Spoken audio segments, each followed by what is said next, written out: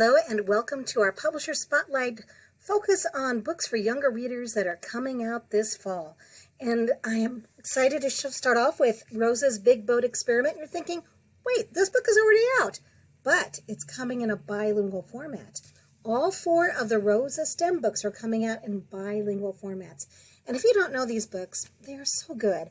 So, very diverse cast of characters, thick pages. So, it's not a board book, but it's not a traditional picture book as well.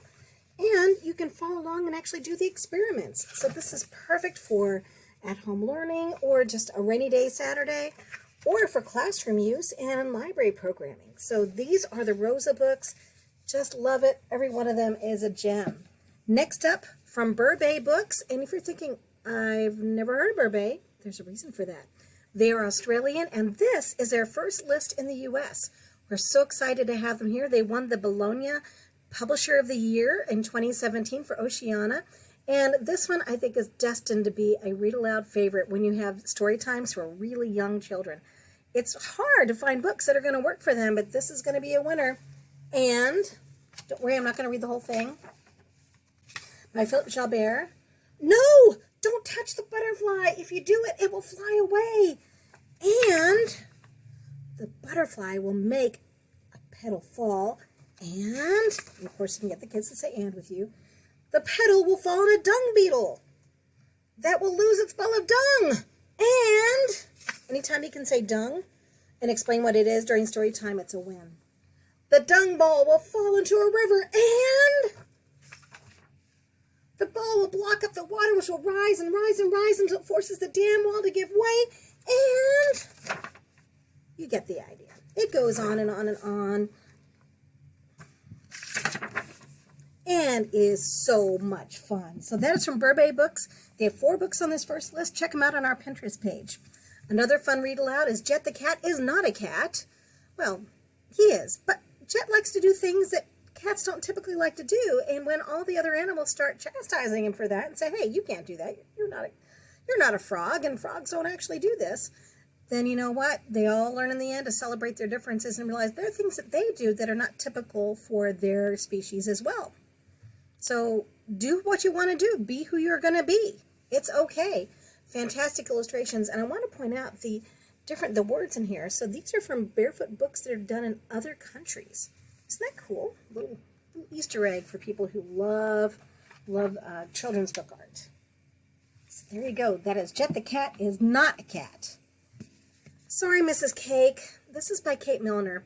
She is an illustrator to watch.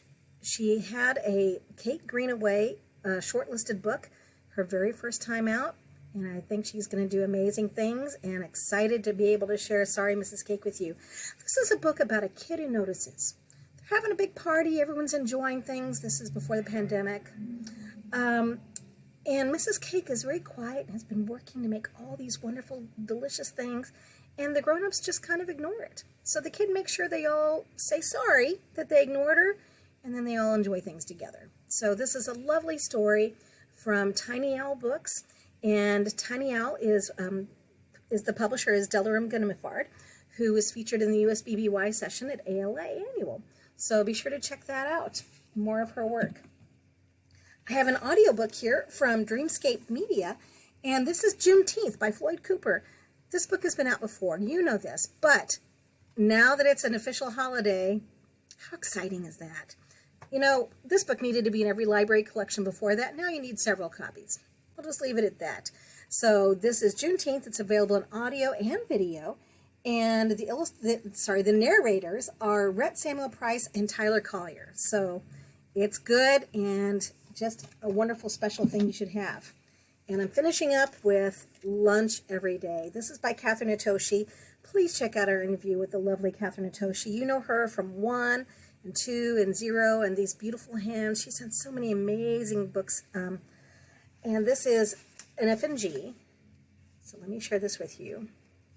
And this is about a kid who has to stand on the free lunch line. And he sees another kid there. And he thinks, I could take his lunch. So this is told from the boy's point of view. And he does. He takes his lunch. Not just once, but several times. His lunch is better. And then one day, he gets invited to a birthday party at the kid's house. And he's not going to go because, why would he? And then at the last minute, he decides to go.